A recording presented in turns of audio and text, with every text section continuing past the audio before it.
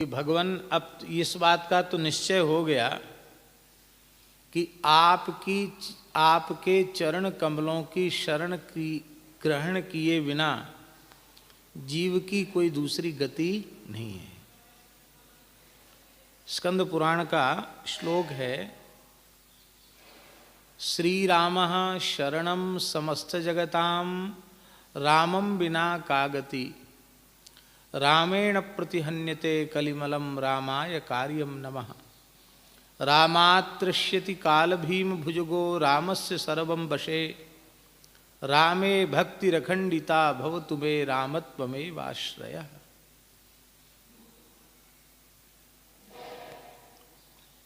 श्री राम शरणम समस्त जगतां, सारे जगत के प्राणियों का आश्रय श्री राम जी ही। यदि राम जी की शरण ग्रहण नहीं की तो रामम बिना का गति, राम जी के बिना क्या गति होगी? कोई गति नहीं।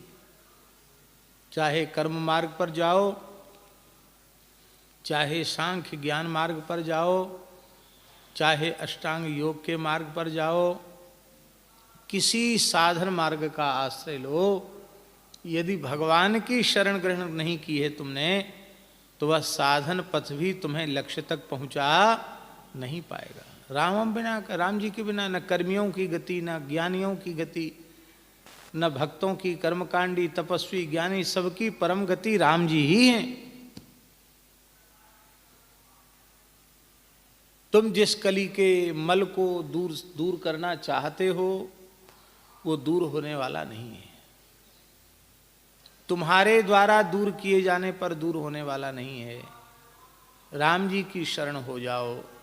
रामेण प्रतिहन्यते कलिमलम, राम जी के द्वारा ही सारे कलिमल को समाप्त कर दिया जाएगा। तुम कुछ मत करो, तुम तो केवल उनके हो जाओ, उनकी शरण हो जाओ।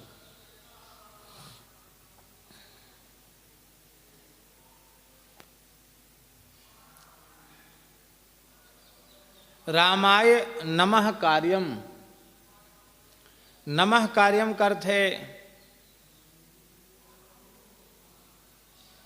तुम श्री राम जी को ही नमस्कार करो। क्योंकि नमस्कार करने के योग्य राम जी ही हैं। संसार में बहुत से लोग बेदराम जी महाराज ऐसे होते हैं, उनको प्रणाम करो वो चित्त में ही नहीं देते हैं। बहुत से अहंकारी ऐसे होते हैं, उनको आप चाहे आगे से कहीं से दौड़ दौड़ के प्रणाम करो, जैसे तैसे से प्रणाम लेने में भी वे अपनी बेइज्जती समझते हैं। अरे प्रणाम करने वाला तो आदर ही कर रहा है, बेइज्जती थोड़ी कर रहा है। लेकिन नहीं, जैसे तैसे से प्रणाम भी नहीं लेते। किस किस के सामने घिंघियाओगे, गिड़गिड़ाओगे, तुम्हें कोई चित्त में देने वाला नहीं है। उन श्री राम जी को ही प्रणाम करना चाहिए, नमस्कार करना चाहिए, जिनके संबंध में श्री विनय पत्रिका में लिखा है,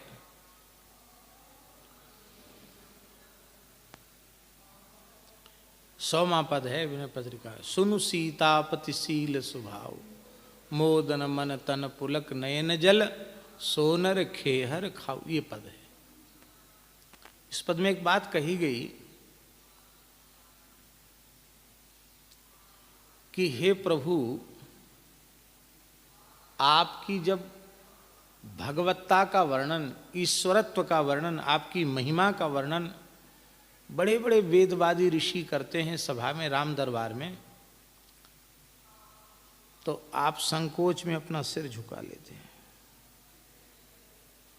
सुनते नहीं। अपनी भगवान के बारे में तो जो कुछ कहा जाए सब सही है, लेकिन अपनी सही प्रशंसा भी राम जी सुनते नहीं। सकुच रहत सिर नाई, सिर झुकाते हैं। और जंगल के कोल भील आ जाते हैं, निषाद आ जाते हैं, और वे राजमहल के द्वार पर, दरबार के द्वार पर खड़े होकर के छोटे छोटे बालक बड़ों से पूछते हैं, ताऊ काका कहाँ लाला कहे, कहा कह रहे हो? इनमें राम जी कौन से? उन्हें तो बेचारों ने देखा नहीं राम जी को, पहली बार अयोध्या है। राम जी कौन से? अरे जो सिंहासन पर बैठे वो राम जी। अच्छो ये राम जी हैं, वाह ये तो बहुत सुंदर हैं, इनकी तो बड़ी दिव्य कांति है, इनमें तो बड़ी चमक है, बड़ी सुंदर है। तो हम इनके पास जा सकते हैं क्या? और पास से दर्शन कर सकते हैं इनका क्या? तो उनके बड़े बूढ़े पिता, काका, ताऊ, बाबा की श्रेणी के जो लोग हैं कहते अरे इसमें क्या बात है, राम जी चाहे जितने बड़े हों, अरे हमारे गांव के केवट भाई भैया ने उनके पांव धोए थे तब नौका पर चढ़ाया था। हाँ वो केवट के मित्र हैं, क्या कहते हैं वो लोग, और केवट हमारा भाई है और उसके मित्र हैं तो हमारे भी मित्र हैं, और जब हमारे मित्र हैं तो तुम तो सब उनके भाई भतीजे लगते हो, तो अपनों के लिए थोड़ी कोई रोक टोक है, जब कहो जब चलें। उनको सांत्वना देते हैं। राम जी लक्ष्मण जी से कहते हैं लक्ष्मण हमारे मित्र के परिवार के लोग आए हैं, हमारे अपने लोग आए हैं, उनको आदर पूर्वक ले आओ। उन निषाद बालकों को भी, कोल भीलों को भी भगवान अपनी गोद में बिठा लेते हैं।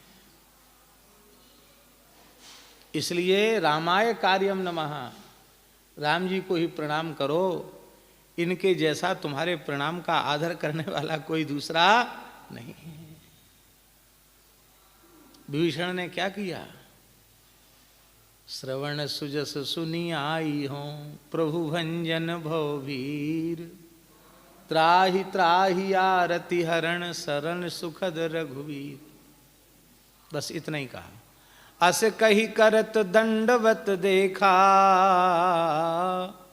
तुरत उठ्यू प्रभु हरष विशेखा, दीन बचन सुन प्रभु मन भावा, भुज विशाल गही हृदय लगावा। इतना ही नहीं, अनुज सहित मिली ढिंग बैठारी, बोले बचन भगत भयहारी, कहु लंकेश सहित परिवारा, कुशल कुठारिवास तुम्हारा। लो लोग परिचित से भी दो बात कहने में संकोच करते हैं, जो पहली बार आया उससे कितनी लंबी बात करते चले जाए राम जी। विभीषण ने कुछ कहा, राम जी बोले चले जा रहे हैं। भैया ऐसा मृदु स्वभाव, करुणामय स्वभाव, सरल स्वभाव, शील स्वभाव जिन भगवान का है, उन भगवान के चरणों में ही प्रणाम करना चाहिए। रामाय का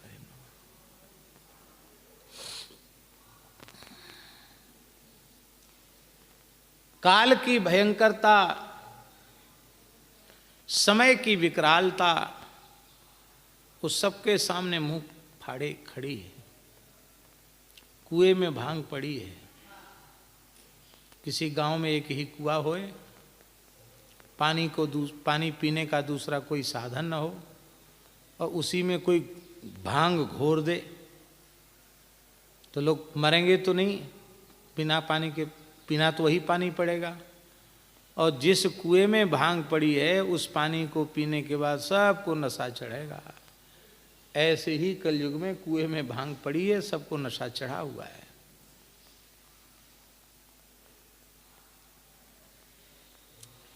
कोई उपाय नहीं है। सूरदास जी का एक पद है, रे मन धीरज क्यों न धरे। इस पद में अंत में सूरदास जी ने कहा है, काल ब्याल से वही बचेगा जो गुरु को ध्यान धरे, अथवा जो हरि को ध्यान धरे। रे मन धीरज क्यों न धरे।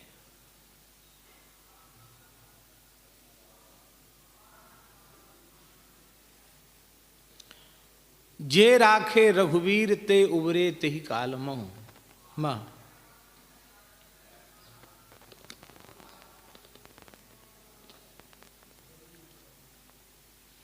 चाहे जितना भयंकर युग हो,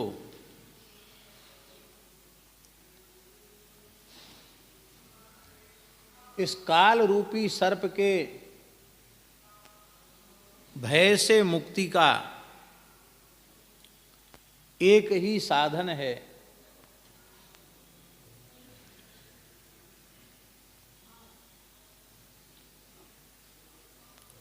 वो है भगवान की शरणागति। काल रूपी सर्प से बचने का एकमात्र साधन है।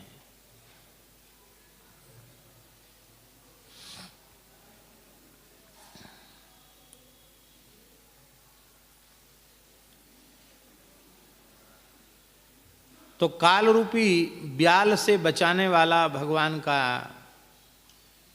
आश्रय ही है। भगवान की शरणागति ही काल रूपी ब्याल के भय से जीव को बचाने वाली है। इस विष से केवल भगवान की शरणागति ही हमें बचा सकती है।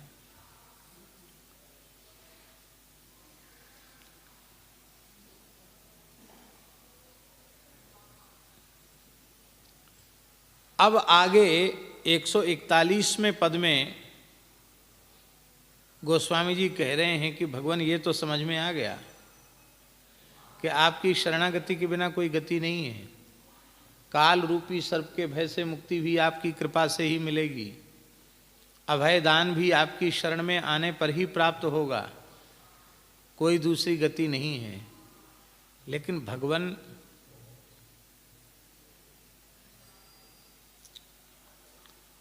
मैं इतना गया गुजरा हूं, इतना पतिताधम हूं, इतना अपात्र कुपात्र हूं,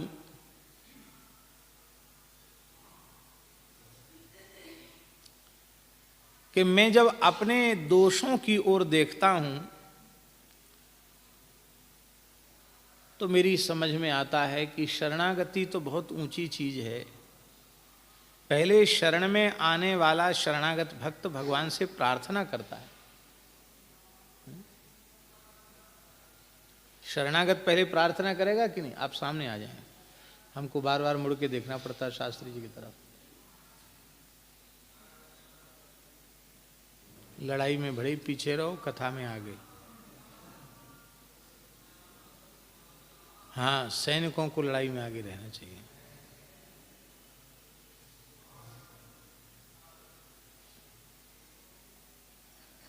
क्या कह रहे थे हम? हैं? हाँ, शरणागति का स्वरूप ये है कि शरणागत जीव शरण्य की प्रार्थना करता है पहले। जैसे अर्जुन ने पहले प्रार्थना की ना, यच्छ्रेयः स्यान् निश्चितं ब्रूहि तन्मे शिष्यस्ते हम साधि माम त्वाम प्रपन्नम, पहले कहा। कार्पण्य दोषोपहत स्वभावो पृच्छरामि त्वाम धर्म समूढ़ चेता यच्छ्रेयः स्यान् निश्चितं ब्रूहि तन्मे शिष्यस्ते हम साधि माम त्वाम प्रपन्नम। देवहूति माता ने पहले प्रार्थना की ना शरणागति के पहले, तम त्वागताहम शरणम शरण्यम गतो मुकुंदम तम त्वागताहम शरणम शरण्यम स्वभृत्य संसार तरोह कुठारम जिज्ञासयाहम प्रकृतेः पुरुषस्य नमामि सद्धर्म विदाम वरिष्ठम। विभीषण ने शरण ग्रहण की तो त्यक्त्वा दारांश्च पुत्रांश्च राघवम शरणं गतः। शरणागति के पहले विनती है प्रार्थना। जैसे अभी आपने सुना कि विभीषण ने शरण ग्रहण के पहले क्या कहा, श्रवण सुजस सुनी आई हूं अब प्रभु भंजन भव भीर। पहले हमने कान से आपका सुजस सुना तो समझ में आया कि आपकी शरणागति भवरोग को नष्ट करने वाली है। इसलिए त्राहि आरति हरण शरण सुखद रघुवीर। जहां कहीं शरणागति का प्रसंग है वहां पहले प्रार्थना है। पर गोस्वामी जी इस पद में कह रहे हैं कि हम प्रार्थना किस मुंह से करें। हमें लगता है शरणागति तो बहुत ऊंची चीज है, हे रघुनाथ हम तो आपके दरबार में आपसे प्रार्थना करने के लायक भी तो नहीं है।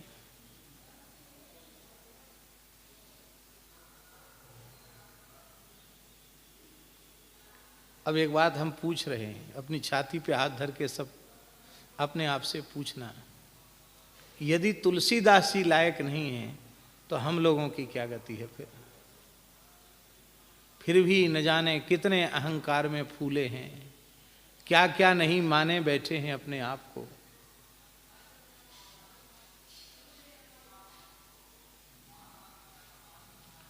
गोस्वामी जी कह रहे हैं, रामचंद्र रघुनायक तुम सो हो बिनती के ही भांति करो।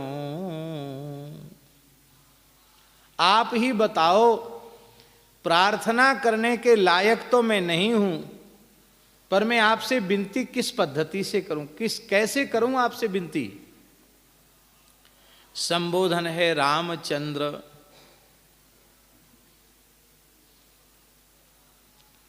रामचंद्र चंद्र तू चकोर मोही कीजे। ये चंद्र हैं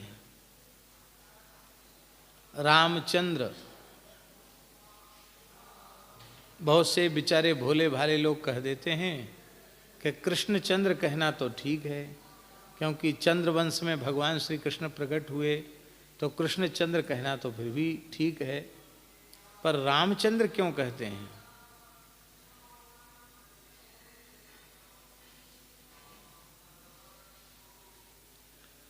अब हम एक प्रश्न करते हैं आपसे, उसका उत्तर आप देंगे।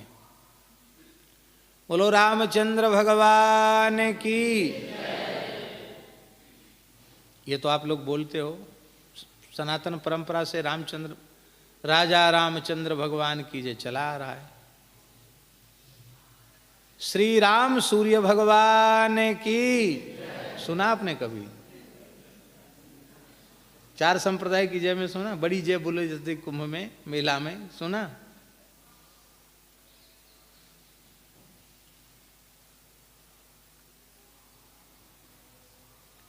चंद्र शब्द जो है चिद धातु से बनता है, और चिद धातु के दो अर्थ हैं, आह्लाद और दीप्ति, प्रकाश। श्री राम चंद्र इसलिए हैं क्योंकि आह्लाद और प्रकाश ये दोनों प्रभु की शरण ग्रहण करने वाले भक्त को प्राप्त हो जाते, इसलिए वे रामचंद्र हैं। श्री कृष्णचंद्र चंद्रवंश में प्रकट होने के कारण कृष्णचंद्र नहीं हैं। ये आह्लादकत्व और प्रकाशकत्व, ये दोनों गुण धर्म एक साथ अनंत रूप में, अचिंत्य रूप में उनमें विद्यमान हैं, इसलिए वे कृष्णचंद्र हैं। आह्लाद की भी अपेक्षा है और प्रकाश माने ज्ञान की भी अपेक्षा है, दोनों चीजें चाहिए। तो मानो इस पद में रामचंद्र कह करके प्रकाश और आह्लाद दोनों चाहते हैं कि भगवान ऐसे ज्ञान का प्रकाश कीजिए, प्रेम का प्रकाश कीजिए, कि मेरी अविद्या की निवृत्ति हो, मोह ममता की निषाद समाप्त हो, ऐसा प्रकाश कीजिए और ऐसा आह्लाद दीजिए जैसे कि ग्रीष्म ऋतु में सूर्य के प्रचंड ताप से, गर्मी से जब धरती तपने लग जाती है, लपट चलने लग जाती है, तो ऐसे थपेड़े लगते हैं उस गरम गरम हवा के कि लगता है व्यक्ति झुलस जाएगा उसमें। और सूर्यास्त होने के बाद भी गर्मी कम नहीं होती, पर जैसे ही उस ग्रीष्म ऋतु में भी पूर्ण चंद्र का उदय होता है, पूरा आकाश साफ और असंख्यों तारे उसमें टिमटिमाने लग जाते हैं, और फिर ठंडी ठंडी हवा चलने लग जाती है, तो फिर उस पूर्ण चंद्र का दर्शन करके, उस खिली हुई चांदनी को देख करके दिनकर किरण संपर्क संजनित ताप की निवृत्ति हो जाती है। सूर्य के किरण के संपर्क से संजनित जो संताप है, उस संताप की सर्वथा निवृत्ति हो जाती है और फिर व्यक्ति आनंद से सो जाता है। अब तो तरह तरह के साधन बन गए। अभी भी गांव में जहाँ लाइट नहीं है, वहाँ गर्मी में लोग रात को कैसे रहते हैं? अपनी खटिया घर के दरवाजे पे डाल ली या आंगन में डाल ली, तो रोड पे डाल लेते हैं, रास्ता नहीं चलता जहाँ ज़्यादा, वहाँ सड़क पे ही अपनी खटिया डाल ली, लेट गए। हवा चलती है तो फिर उसी में उनके दिन के ताप की निवृत्ति हो जाती है।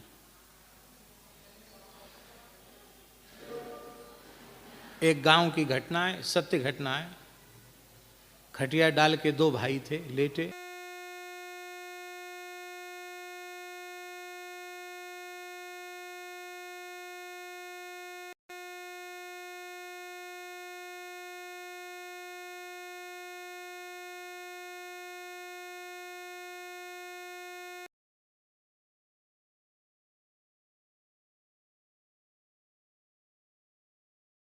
हवा रोक ली, भैया तुम बड़े हो तो क्या हो, छोटे पे दया करना चाहिए।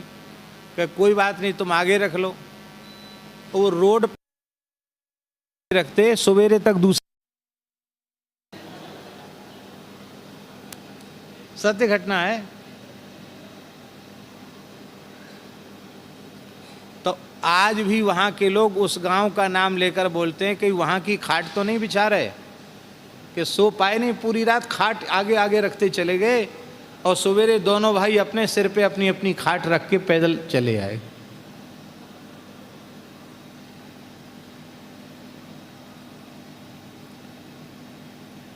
चाहे जितनी गर्मी हो, चंद्रमा की चांदनी का अनुभव करने वाले व्यक्ति को दिन के ताप की अनुभूति नहीं होती, वो सुखी हो जाता है। ऐसे ही है भगवान, त्रिविध तापों से तपा हुआ जीव, उसको आह्लाद आपकी शरणागति से ही संभव है और कोई दूसरा साधन नहीं। इसलिए रामचंद्र कहते हैं रघुनायक। रामचंद्र कहने से संतोष नहीं हुआ तो एक और संबोधन किया, रघुनायक। रघुनायक क्यों कहा? राम जी के पूर्वज का नाम है रघु। ये रघु जी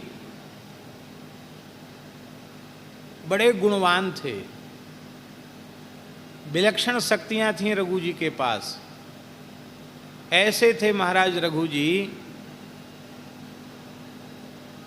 क्यों ना हो, राजर्षि दिलीप के पुत्र थे और नंदिनी गौ की सेवा करने के पुण्य के फलस्वरूप रघु जी का जन्म हुआ था। गाय का दिव्य दुग्ध पी करके रघु जैसे पुत्र को जन्म दिया था राजर्षि दिलीप ने। रघु बड़े प्रतापी थे। एक बार राम जी के राज्यकाल की घटना है, दरबार में एक प्रस्ताव पारित हुआ। बोले भाई देखो, पहले इसको इक्ष्वाकु वंश कहा जाता था, सूर्यवंश कहा जाता था, फिर रघु जी हुए तो रघुवंश कहा जाने लग गया। पर अब साक्षात परब्रह्म परमात्मा श्री राम जी प्रकट हो गए हैं, तो अब सब नाम हटाकर इसका नाम श्री राम वंश रखना। जैसे रघुवंश, ऐसे ही अब इसका नाम क्या रखना चाहिए? श्री राम वंश। बोलो, किसी को कोई इतराज तो नहीं? सबको स्वीकार है? जितने लोग बैठे थे सब हर्षद ध्वनि करने लगे, बिल्कुल ठीक, बिल्कुल ठीक, बिल्कुल ठीक, बिल्कुल ठीक। सर्वसम्मति से प्रस्ताव पारित हो गया कि आज से अब इस वंश को राम वंश कहा जाएगा। पर उस सभा में एक ब्राह्मण ऐसे थे वयोवृद्ध, जिन्होंने हाथ वाथ नहीं उठाया, ना हर्षध्वनि की, चुपचाप बैठे रहे, कुछ बोले भी नहीं। राम जी तो राम जी हैं, नीति प्रीति परमारथ स्वार्थ को न राम सम जान जथारथ। राम जी के जैसा नीति प्रीति को समझने वाला और कौन होगा। राम जी ने यह नहीं कहा कि आजकल जैसे प्रस्ताव पारित हो तो बहुमत का जमाना है, तो बहुमत यदि सत्ता पक्ष के पास है तो विपक्ष की वो कोई परवाह करता नहीं है। लेकिन राम जी का राज्य वह राज्य है जहाँ एक व्यक्ति के मौन रह जाने पर भी विचार किया जाता है। राम जी ने कहा आप सबकी बात तो हमने सुन ली, पर ये हमारी सभा के वयोवृद्ध ब्राह्मण, ज्ञान वृद्ध वयोवृद्ध ब्राह्मण ये मौन हैं, इनका मत लिए बिना और आपका प्रस्ताव मान्य नहीं होगा। आप मत दीजिए अपना, आप मौन क्यों हैं। वे ब्राह्मण देवता बोले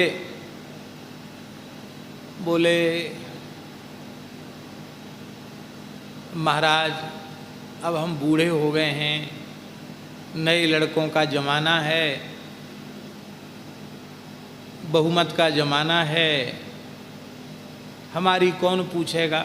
राम जी बोले कोई ना पूछेगा, हम तो पूछ रहे हैं। आप कहो, बिना किसी संकोच के कहो। तब उस अयोध्यावासी वृद्ध ब्राह्मण ने कहा कि मैं बहुत दीर्घजीवी ब्राह्मण हूँ, मैंने दिलीप का राज्य भी देखा है। किसका राज्य? राजर्षि दिलीप का राज्य मैंने देखा है, और उनके पुत्र रघु जी का भी राज्य हमने देखा है। रघु के पुत्र अज का राज्य भी हमने देखा है, और चक्रवर्ती महाराज दशरथ जी का राज्य भी हमने देखा है। और मुझे सौभाग्य है कि मैं श्री राम राज्य का भी दर्शन कर रहा हूँ। महाराज की आज्ञा भई है कि तुम कुछ कहो, इसलिए मैं कह रहा हूँ। सभा में बिना अनुमति के, नीचे ठंडे में नहीं बैठना, सभा में बिना अनुमति के कुछ बोलना वो अमर्यादा है। आपने आज्ञा दी है तो मैं बोल रहा हूँ। बड़ी प्यारी बात उस वृद्ध ब्राह्मण ने कही। उस ब्राह्मण ने कहा कि प्रभु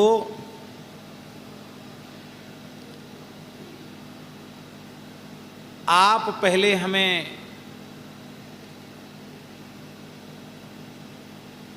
यह आज्ञा प्रदान करें कि मैं कुछ बोलूं तो आपको या आपके परिकर को किसी को पीड़ा न पहुंचे। नहीं नहीं, आप कहिए, बिना संकोच के कहिए। तो उस ब्राह्मण ने कहा कि भगवान,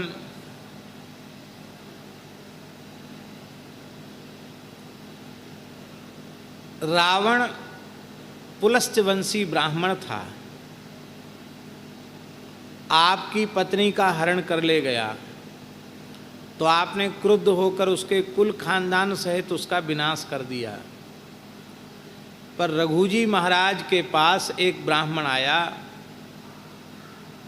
जो तपस्वी तो था पर स्वभाव से बहुत अच्छा नहीं था, अनेक दोषों से युक्त था, और उसने दान में महाराज का सर्वस्व मांग लिया तो महाराज ने सर्वस्व दे दिया। अंत में उसको संतोष नहीं हुआ तो महाराज रघु की अनेक रानियां थी, उसने कहा महाराज आपने महल तो हमको दे ही दिया है, धरती तो हमको दे ही दी है, अब आप कृपा करके अपनी रानियां भी हमको ही दे दो। तो रघु महाराज रुष्ट नहीं हुए, उन्होंने कहा महाराज ये तन धन कोष सुहृद परिवार रानियां सब कुछ आप जैसे तपस्वी ब्राह्मणों का ही है, आप ले लो। और स्वयं एक वस्त्र अपने शरीर पर लेकर सरयू के किनारे जाकर बैठ गए। तब उस ब्राह्मण ने आकर के आपको मनाया, कहा महाराज हम तो आपकी ब्राह्मण भक्ति की परीक्षा ले रहे थे, हम भला लेकर क्या करेंगे। आप बोले नहीं, अब तो हमने कह दिया है तो हम इसको वापस नहीं ले सकते। तब ब्राह्मण ने कहा हमारे यहाँ शास्त्र में निष्क्रय भूत दक्षिणा की विधि है, इसके बदले कुछ दक्षिणा हमको दे दो, सर्वस्व दान की दक्षिणा हमको दे दो। और दक्षिणा लेकर ब्राह्मण आशीर्वाद देकर चला गया। ऐसे थे रघु जी। तो हे राम जी, बुरा नहीं मानना, रघु जैसी ब्राह्मण भक्ति आपकी प्रमाणित नहीं हो पाई। राम जी मुस्कुराए, बोले निर्भीकता पूर्वक सत्य का ऐसा प्रतिपादन तुम्हारे जैसा, आपके जैसा कोई ब्राह्मण ही कर सकता है। और महाराज शक्ति कैसी थी? बोले रावण को त्रिलोक विजयी होने का गर्व था। तो नारद जी ने उससे कहा कि अभी तुम त्रिलोक विजयी नहीं हो। क्यों? रघु जी को तुमने कहाँ जीता? तो रावण रघु जी से युद्ध करने चला गया। उस समय रघु जी महाराज शरयू जी में मध्याह्न संध्या कर रहे थे। रावण वहीं बाहर बैठकर प्रतीक्षा करने लग गया। वे मध्याह्न संध्या करके जल से बाहर निकले तो उन्होंने एक अंजलि में जल लिया और जल लेकर दक्षिण की ओर फेंक दिया। इसके बाद अपने वस्त्र धारण किए। तो रावण ने कहा, महाराज मैं भी ब्राह्मण हूँ, कर्मकांडी हूँ, सब कुछ समझता हूँ। संध्योपासन के बाद एक अंजलि जल भर के लाना और दक्षिण की ओर ऐसे फेंकना, ऐसा तो कहीं किसी विधि में हमने सुना पढ़ा देखा नहीं। ये कौन सी नई क्रिया आप कर रहे हो? तब रघु जी ने कहा कि दशग्रीव, दक्षिण के अरण्य में एक अग्निहोत्री तपोधन ब्राह्मण की हविर्धानी पयस्विनी गाय, उस पर सिंह आक्रमण कर रहा था और ब्राह्मण ने पुकारा, महाराज मेरी गाय को बचाओ, नहीं तो मेरे धर्म का लोप हो जाएगा। तो मैंने इस एक अंजलि जल से उस सिंह का वध करके ब्राह्मण की गाय को बचा लिया है। लो साहब, ऐसे सामर्थ्यवान। यहीं खड़े खड़े हजारों कोसों की घटना उनको पता चल गई। ऐसे एक चुल्लू जल से सिंह को मार दिया। रावण को विश्वास न हुआ। रावण तत्काल कामक विमान में बैठकर निर्दिष्ट स्थान पर पहुंचा। तो वहाँ ब्राह्मण से पूछने पर पता लगा, ब्राह्मण ने कहा कि रघु जी तो यहीं उपस्थित थे, उन्होंने तो सिंह का वध करके हमारी गाय को बचाया। ब्राह्मण आशीर्वाद दे रहा था। आश्चर्य हुआ रावण को। रघु जी ने कहा कि आप ब्राह्मण हैं, क्यों पधारे हैं? रावण ने कहा, महाराज मैं तो द्वंद्व युद्ध की भिक्षा लेने पधारा आया हूँ। रघु जी हंसने लगे, बोले तुम ब्राह्मण तो नहीं मालूम पड़ते हो, क्योंकि विशुद्ध ब्राह्मण खीर मालपुआ की भिक्षा तो मांग सकता है।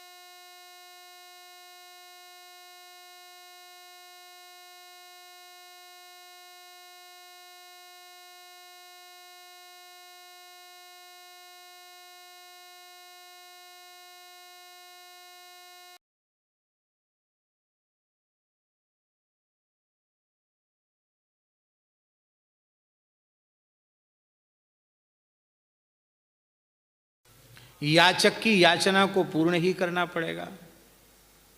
तो रघु जी युद्ध करना नहीं चाहते थे। तो रघु जी ने कहा कि देखो पहले विचार कर लो। क्या? बोले युद्ध बराबरी में होता है।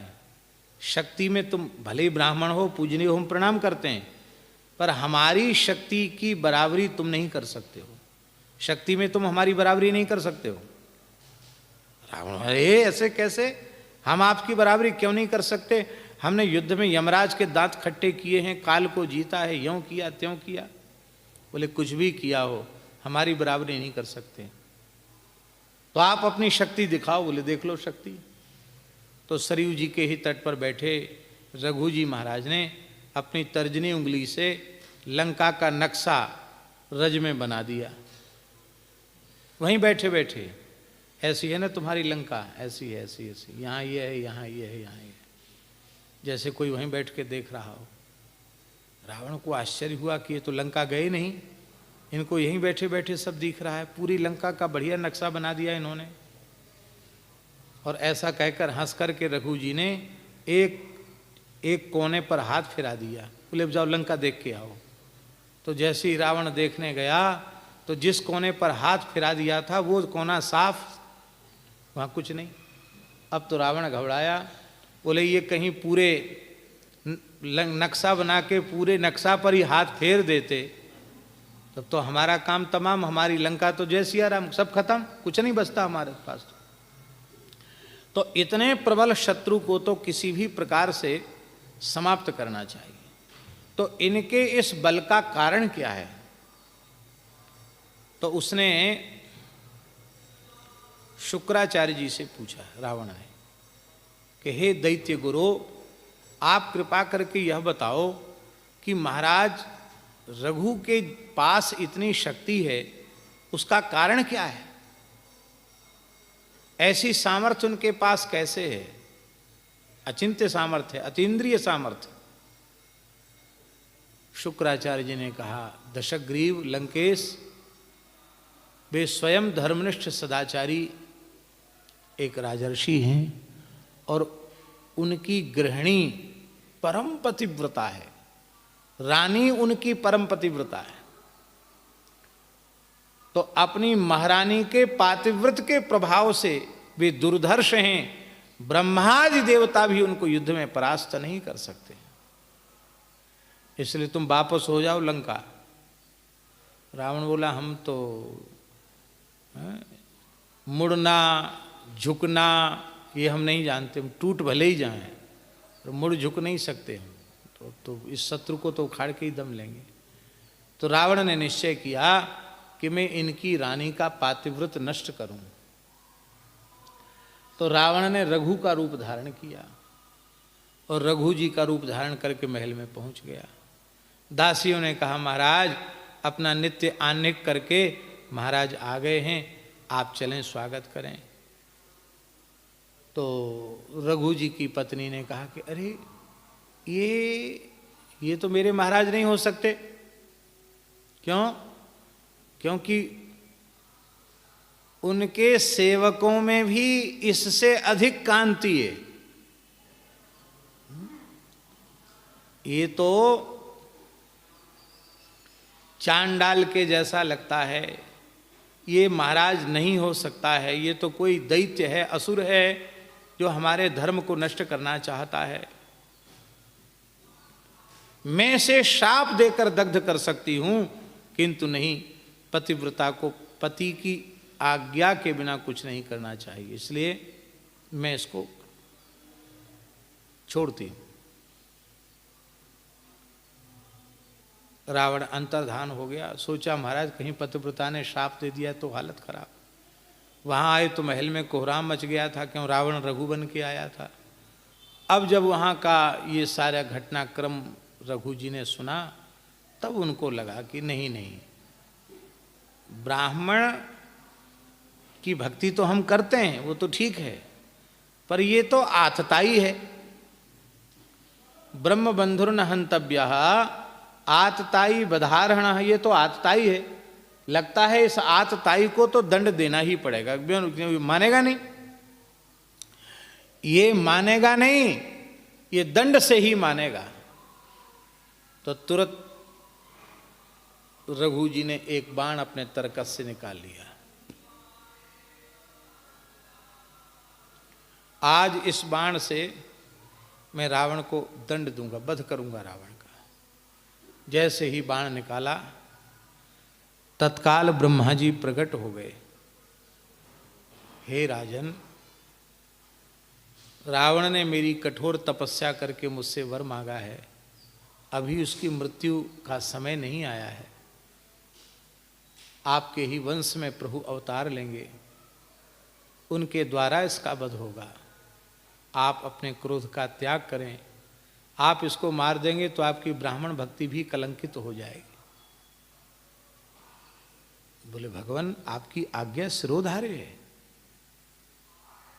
किंतु मैंने आज तक जो भी संकल्प किया है, जिस कार्य के लिए संकल्प किया है, उसको पूरा ही किया है। मेरा बाण व्यर्थ हो जाएगा, जिस प्रयोजन के लिए मैंने बाण निकाला वो व्यर्थ हो जाएगा। मेरा सत्य डिग जाएगा, मेरा धर्म डिग जाएगा, फिर क्या रह जाएगा। भगवान मेरी जो धर्म संकट की स्थिति है इसका समाधान कीजिए। ब्रह्मा जी ने कहा इसका समाधान हमारे पास है। क्या? बोले ये बाण हमको ही दे दो। जब राम जी प्रकट होंगे तो इसी बाण से रावण को मारेंगे तो तुम्हारा संकल्प पूर्ण हो जाएगा, लेकिन ये बाण हमको दे दो।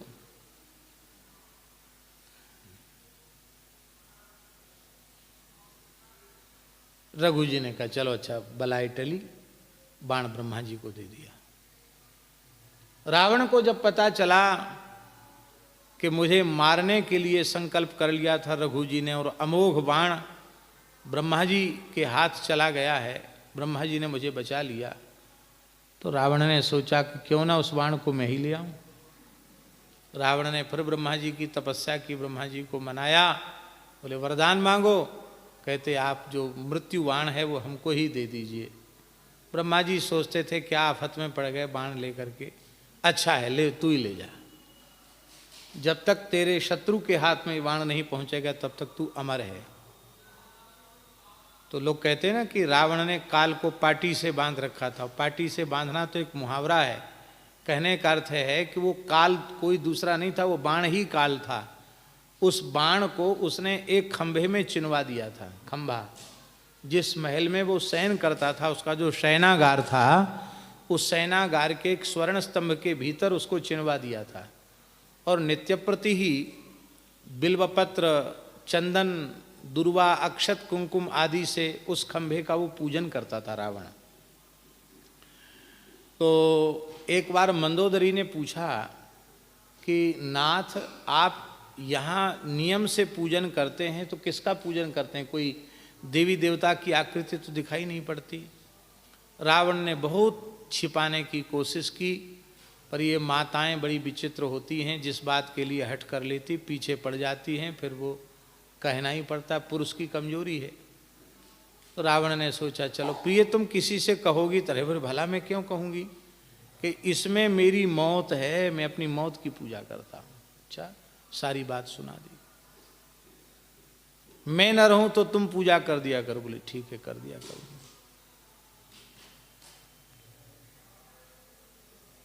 बार बार रावण के कटे सिर और भुजाएं जुड़ जाती थी। रावण मर ही नहीं रहा था, देवता विकल थे। राम जी ने विभीषण से पूछा, विभीषण ने कहा महाराज ऐसे मरेगा नहीं। नाभि कुंड पीयूष बस जाके, नाथ जियत रावण बल ताके। इसके नाभि में अमृत भरा हुआ है, उससे जीवित है, इसलिए उसको सोख लिया जाए तो ये मर जाएगा। तब छाड़े सर 31 बाण छोड़े, तो उन 31 बाणों में 10 बाण 10 सिर के लिए, 20 बाण 20 भुजाओं के लिए, और जो 31वां बाण नाभि कुंड के लिए था वो वही बाण था जो रघु जी ने तरकस से निकाल के रखा था। छाड़े सर 31। अब ईमानदारी से बताओ रावण किसने मारा? बोलो वृंदावन बिहारी। आप कहेंगे आप कहाँ से बोल रहे हो, तो ऐसी ऐसी कथाएं सुनाते हो। ये बंगला की कृत्तिवास रामायण की कथा है। कृत्तिवास में ये प्रसंग आया है। रामायण सतकोटि अपार है, इसलिए तो कहा गया।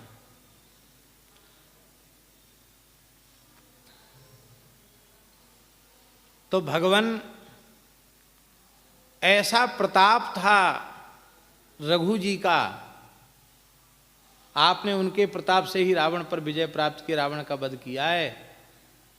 अब आप बताओ रघुवंश कैसे मेट दिया जाए। अब महाराज सब प्रस्ताव ठंडे बस्ते में चला गया। उस ब्राह्मण ने सबको निरुत्तर कर दिया। राम जी बोले नहीं, अब रघुवंश ही चलेगा। लोग उदास थे तो कहा महाराज ये प्रस्ताव बहुमत से, ध्वनिमत से पारित हुआ और केवल एक के मौन रहने पर ये प्रस्ताव गिर गया। ये तो ठीक नहीं, कुछ तो हम लोगों का भी तो कुछ समाधान होना चाहिए, हैं? ध्यान में ही बात, माने कुछ हमारे मन की भी तो रहनी चाहिए।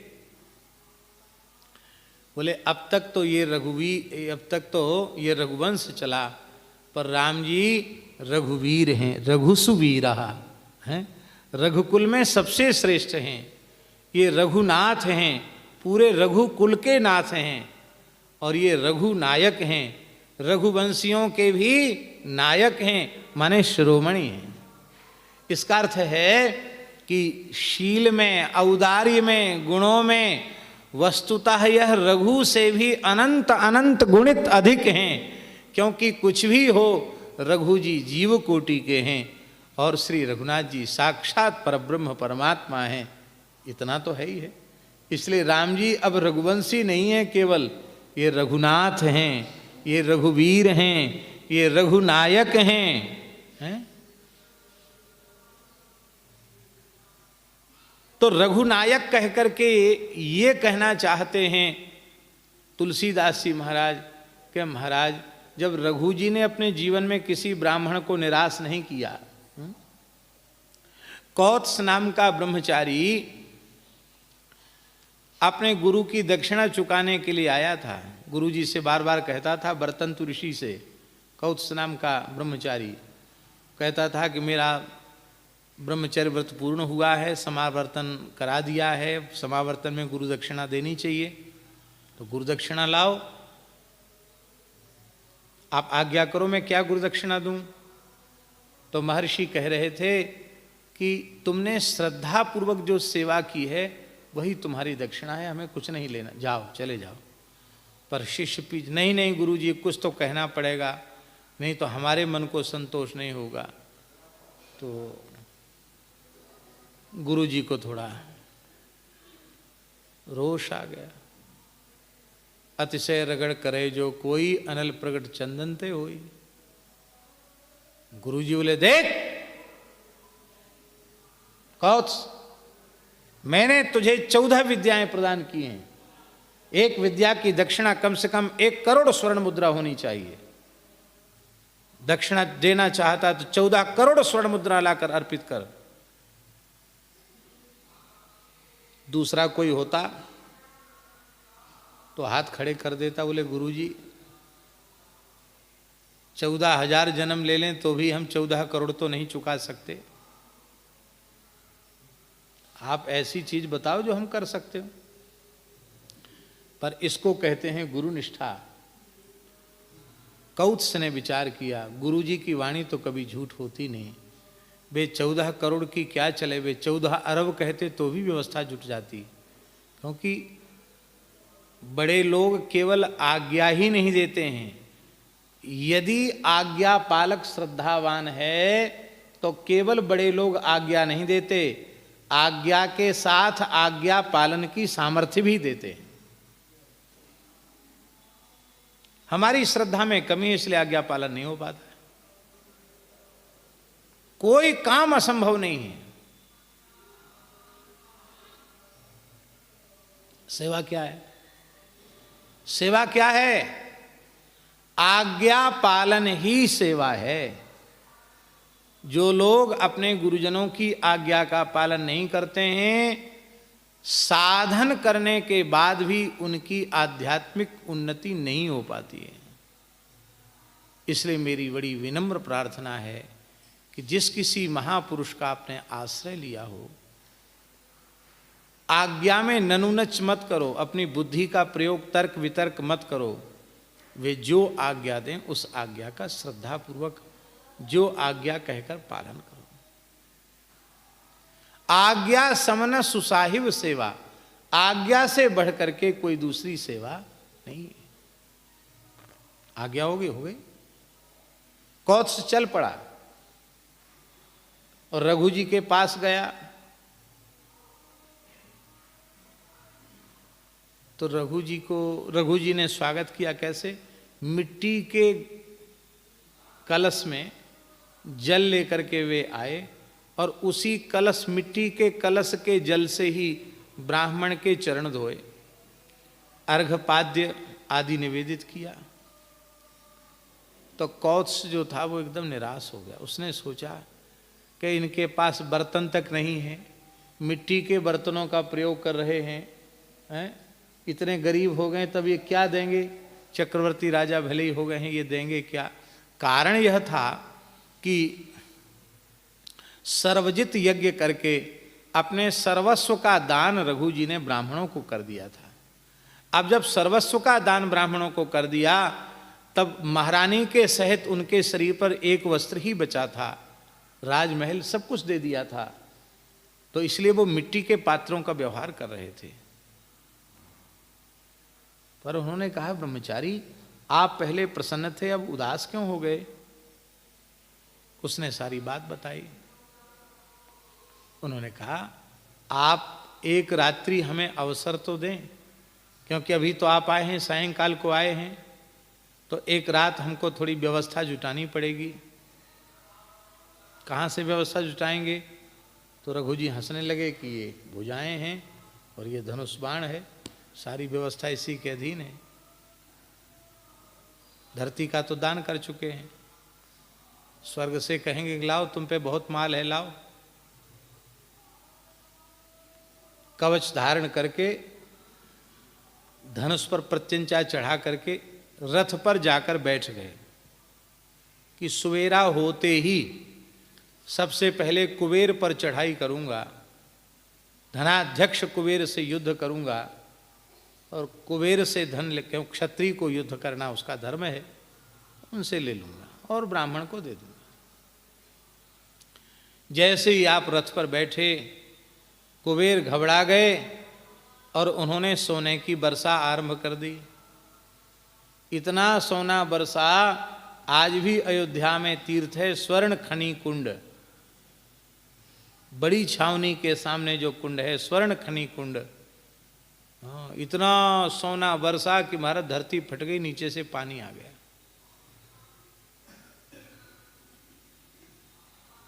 फिर समृद्धि आ गई। कहा ये ब्राह्मण की दक्षिणा है, हम नहीं रखेंगे, ले जाओ इसको सबको। बोला हम नहीं लेंगे पूरे को। क्यों? क्योंकि मैं ब्राह्मण हूं, मुझे धन से क्या प्रयोजन, मुझे केवल अपने गुरु की आज्ञा का पालन करना है। गिनती करके 14 करोड़ ही लूंगा, उससे एक पाई आना ज्यादा नहीं लूंगा। वो भी ऐसा वीतराग ब्रह्मचारी 14 करोड़ लेकर के गुरु जी को अर्पित कर दिया। ब्राह्मणों ने कहा, महाराज हमको निष्क्रय भूत दक्षिणा दीजिए, क्योंकि आपने सर्वस्व हमको दे दिया। अब हम लोग अपना पूजा पाठ, वेद पाठ, संध्या, गायत्री, हवन, तपस्या छोड़ करके इस शासन की व्यवस्था संभालें, ये हमारे लिए उपयुक्त नहीं है। हमको तो तपस्या का ही विभाग ठीक है। तब आपने ब्राह्मणों का सेवक बन करके शासन किया।